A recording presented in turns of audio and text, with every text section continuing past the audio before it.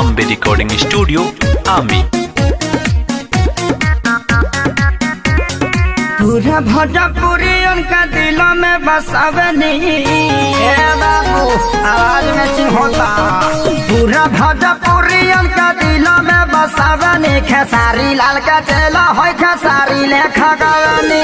पवन सिंह के डायलॉग में वीडियो बनावनी खेसारी लाल का चेला हो खेसारी लेखा गावनी। पूरा भोजपुरी उनका दिलों में बसावनी खेसारी लाल का चेला हो खेसारी लेखा गावनी।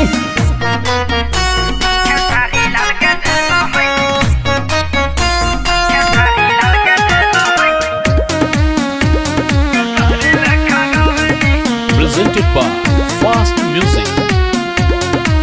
छप्पन के जान हमें शान हो बिहार के चल जाला गोल जबान कले ले झाड़ के।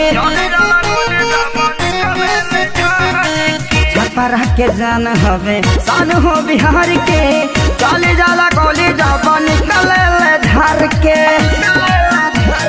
निराहु का जय सर कसा चलावनी बुझाइल हो। निराहु का जाई सर कसा चलावनी खेसारी लाल के चेला है खेसारी लेखा गावनी। पूरा भोजपुरी उनका दिलों में बसावनी खेसारी लाल के चेला है खेसारी लेखा गावनी।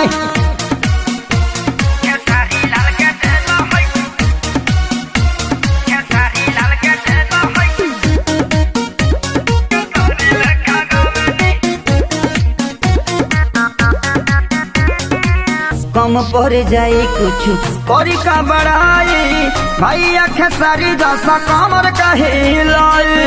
भैया खेसारी जैसा कमर का हिलाई। कम पड़ जाए कुछ करी का बड़ाई भैया पवन लेखा के हुओ न गाई।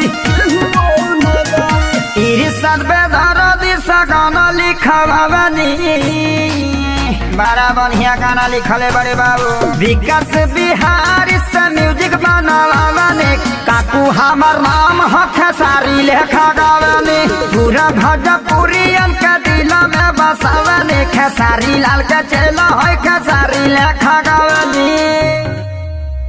खेसारी लाल का चेला हो खेसारी लेखा गावनी। ला गर्दा हो।